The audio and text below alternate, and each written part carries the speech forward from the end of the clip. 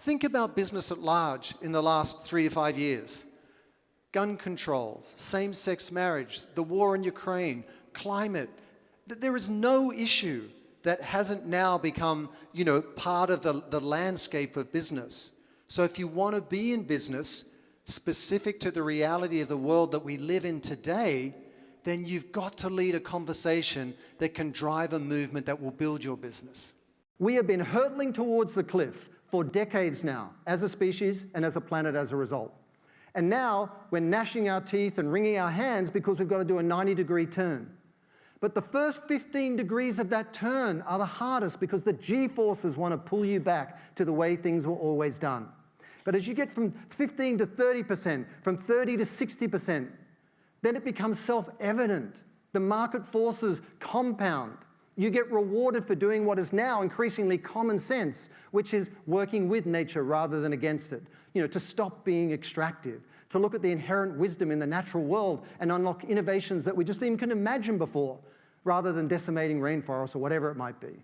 Most companies, when it comes to their impact or purpose, they take their hierarchical org structure and just map it across to their purpose and go like, here's our purpose, here's our story, here's our impact initiatives, and so on. They say we do the opposite. We turn it upside down and we start by saying, what are our purpose and values? Let's remind ourselves what our purpose and values are. Then who are the partners and movements that we can work with to achieve that, to demonstrate our commitment to something higher than ourselves? Then how do we mobilize our community to that end?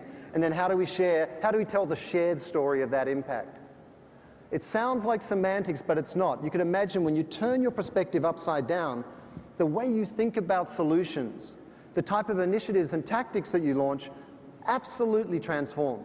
So I'd like you to think about leading with we in 3 ways. Firstly, it's a mindset.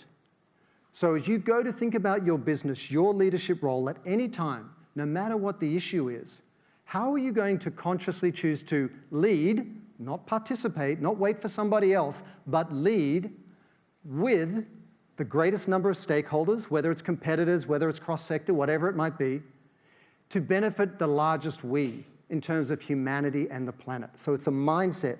It's also a decision-making filter that you use in practice, whether you're in R&D, whether you're in payroll, whether you're the CEO. How can you look at this issue at hand and say, how do I lead with we to solve for that problem? As a simple filter that is universally applicable. And finally, it's an aspiration. What does success look like? We will either succeed or fail together. It's that simple. And if we all aspire to ensuring that the whole can thrive, and by that I mean social systems and the natural living systems, so that we can thrive within it as a society, as business leaders, then we'll all have a future that's worth looking forward to.